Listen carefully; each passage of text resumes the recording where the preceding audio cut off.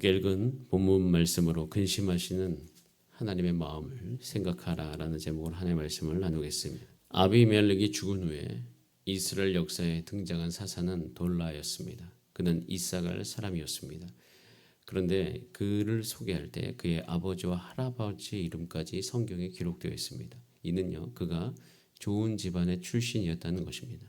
물론 그 아버지와 할아버지가 정확히 어떤 사람이었는지에 대해서는 성경에서 더 이상 언급하고 있지 않으나 그렇게 이름이 등장한 것만으로 그는 좋은 집안 출신이었음을 우리는 알 수가 있습니다.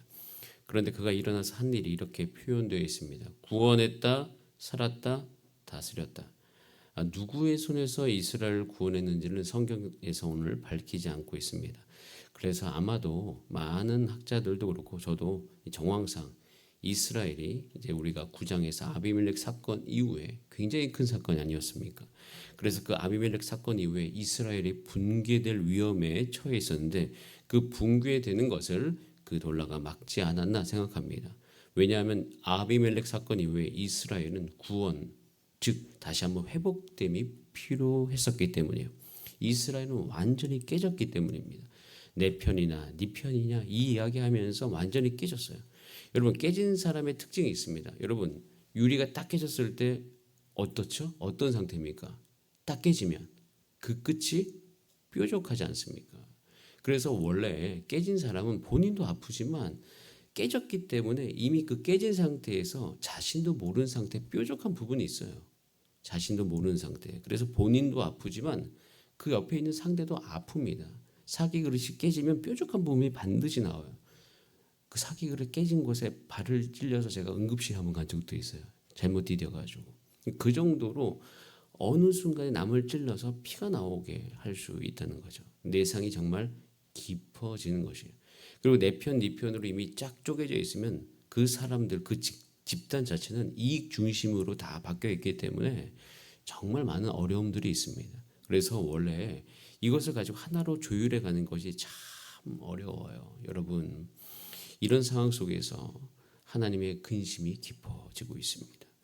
여러분, 우리의 삶 가운데 또 여러분의 가정과 우리 교회 안에서 주님이 주시는 그 놀라운 그 사랑과 은혜로 말미암아 우리 마음속에 있는 어려움들이 다 주 안에서 해결되어지고 상처가 주 예수 그리스도의 성령으로 치유되고 나 중심이 아니라 하나님 중심으로 바뀌면서 우리가 하나님 앞에서 잘 조율되기를 간절히 바랍니다.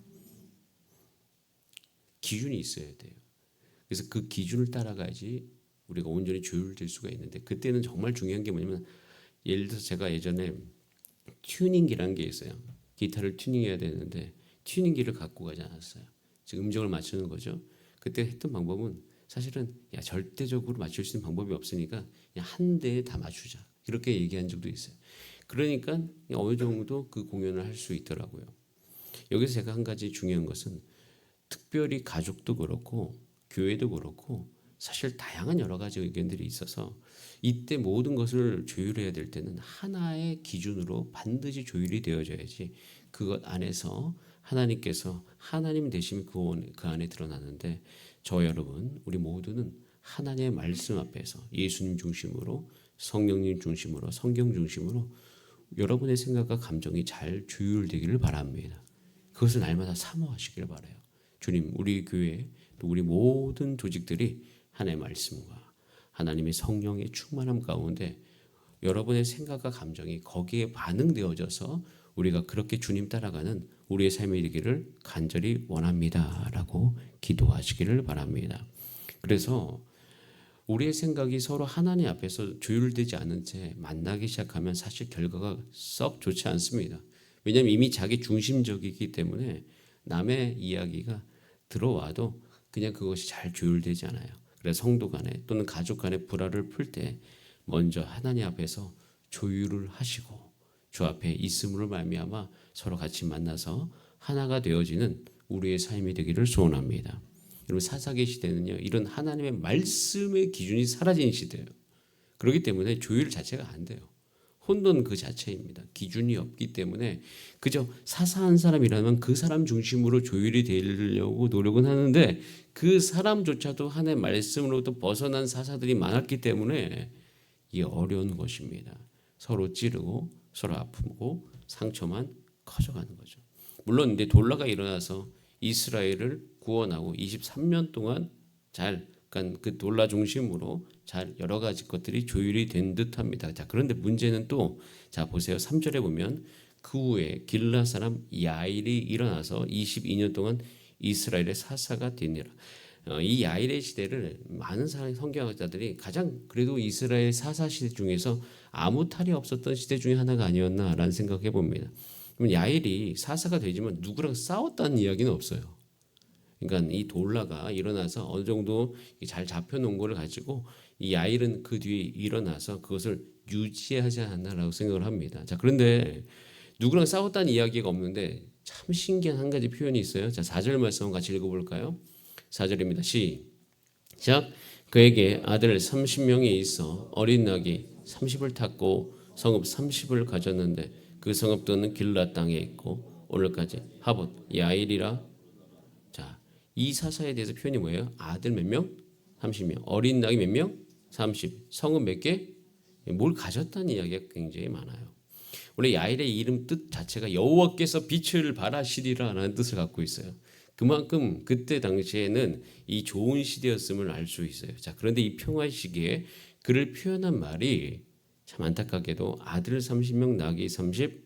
그때 당시에 낙이는 제가 알아보니까 누가 이렇게 표현했더라고요. 주석서에 이렇게 떠있어요. 그때 시대에, 그러니까 그 시대, 그 주석서가 나온 시대에 가장 좋은 차가 에쿠스였는데 그 시대 에쿠스였다. 즉 다른 말로 얘기하면 아무나 가질 수 있는 게 아니라는 것이에요. 근데 그것을 그들의 아들 30명인데 30명 모두가 다 어린 나귀를 탔더라. 이 무슨 말일까? 그리고 성읍 30을 가졌더라. 그러니까 야일은 일어나서 자기가 가지고 있는 그 힘을 가지고 무엇 했다는 거예요? 예, 아들 잘 거느리고 어린 나귀 타고 성읍 30을 가졌다는 거죠. 여러분, 이게 안타까움이에요.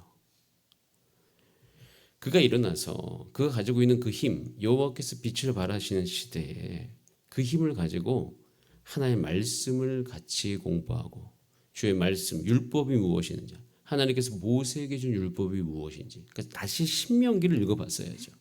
다시 레위기를 읽어봤어야죠. 읽어보면서 이 가나안 땅에서 우리가 어떻게 거해야 되는지를 함께 공부했었어야죠. 하나님께서 그런 기회를 주고 계시잖아요. 돌라와 야일의 시대를 거쳐가게 하시잖아요. 하나님께 주신 기회거든요. 나 중심성을 죽인 훈련, 하나의 말씀으로 다시 우리가 조율되는 시기, 그 기회를 주셨는데 그 기회를 놓쳐버린 거예요. 그 기회를 놓치니까 여지없이 어떻게 됩니까? 자, 6절. 자, 6절 말씀 같이 한번 읽어보겠습니다. 6절 시작. 이스라엘 자손이 다시 여호와의 목전에 악을 행하여 바알들과 아스타롯과 아람의 신들과 시돈의 신들과 모압의 신들과 암몬 자손의 신들, 블레셋 사람들의 신들을 섬기고 여호와를 버리고 그를 섬기지. 야, 모든 신들을 다 끌어왔어요. 아무런 그러니까 아비멜렉 이후에 누가 이게 침범하지는 않았는데 그 시기 가운데 이제는 침범 당하지 않으니까 이제 신들을 온갖 신을 다 가지고 온 거예요. 바알, 아스타롯, 아람, 시돈, 모압, 암몬, 블레셋. 이 주변에 있는 모든 신들을 다 가지고 온 거죠. 이런 비극적인 일들이 일어나기 시작합니다. 이제는요, 전 지역으로 이스라엘의 가운데 문제가 생기기 시작했어요. 자, 그 문제가 생기기 시작했다는 것에 대해서 성경의 표현이 이렇게 있습니다. 7절에 보면 여호와께서 이스라엘에게 진노하사 블레셋 사람들의 손과 암몬 자손의 손에 그들을 파셨더라고 되어 있어요. 자, 그들을 파셨다는 것은요, 구원을 철회했다는 거예요. 내가 이들을 구원했는데, 내가 이들을 하나님의 백성 삼았는데 그거를 철회했다. 그래서 결국에는 아모리 족속의 땅에 있는 모든 이스라엘 족속이 이제 쳤으며 18일 동안 아모리 족속의 땅에 있는 모든 이스라엘 자손이 억압 당했습니다. 자, 그런데 이것이 얼마나 상황이 심각하냐면요. 굉장히 심각한 상황입니다. 자, 9절 말씀 같이 한번 읽어봅니다. 시작. 암몬 자손이 또 요단을 건너 유다와 베냐민과 에브라임 족속과 싸움으로 이스라엘 권고가, 야, 주변 민족이 유다까지 쳐들어왔다는 것은 처음 나온 거예요. 원래 이제 보시면 알겠지만 이 사사 시대에 외부에서 쳐들어왔을 때는 북쪽 지역 중심으로 이제 침범을 당했습니다. 자, 그런데 이제는 그 지파 중에서 가장 강하다고 얘기한 유다와 에브라임 이 족속까지도 이제 침범을 당하는 거예요.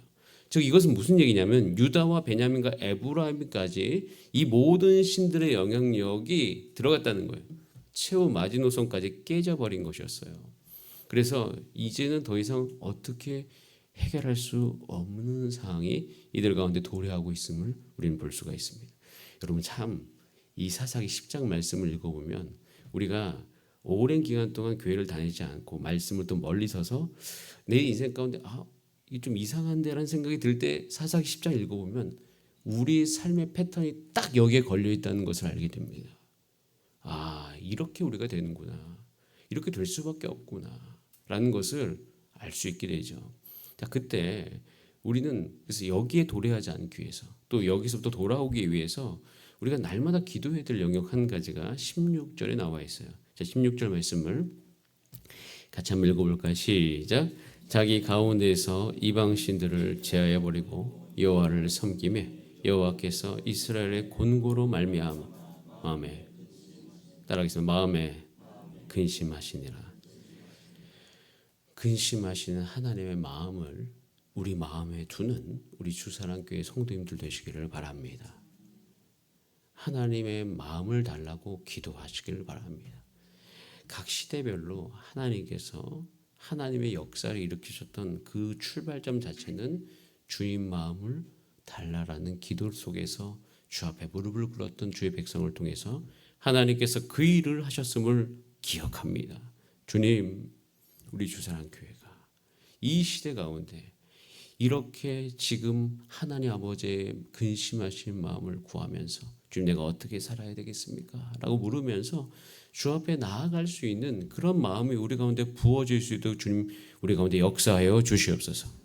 하나님, 우리 주사랑교회 가운데 하나님의 은혜로 새로운 기운이 돌고 있습니다. 주님 이때 이 좋은 기운을 가지고 우리가 어떻게 살 것에 대해서 더 이것을 생각해 볼 때 이때 우리 주님 우리 온 성도 가운데 하나님께 기도하고 하나님과 소통하고 하나님과 교제하는 그 연단과 훈련 가운데 나아갈 수 있도록 주님 인도하여 주시옵소서.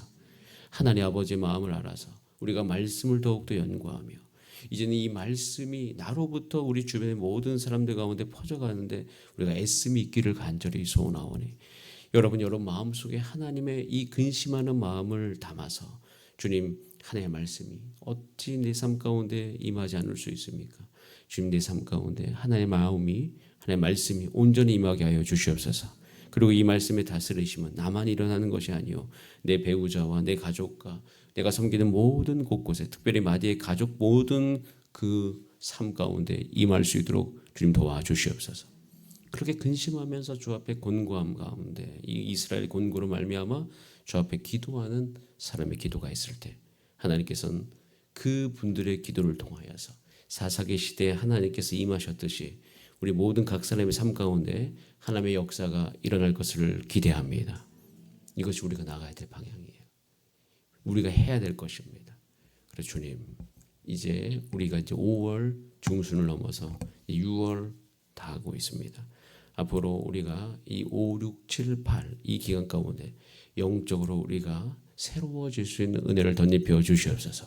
영적으로 개선되게 하여 주시고 더욱 하나님 한 분만을 바라보게 하여 주시고 주님의 말씀을 듣는 하나님의 성도 되게 하여 주시고 주 앞에 기도할 수 있는 우리 모두가 될 수 있도록 역사하여 주시옵소서. 그래서 이 시기에 그렇게 우리 체질이 개선되어져서 주 앞에 우리가 다름받을 때 하나님께서 새로운 영역으로 우리를 인도하시리니 그 하나님의 역사를 기대하면서 오늘도 그 마음을 달라라고 기도하고 오늘 여러분의 삶 가운데 승리하시는 하루 되시기를 바랍니다. 우리 다 함께 기도하시겠습니다.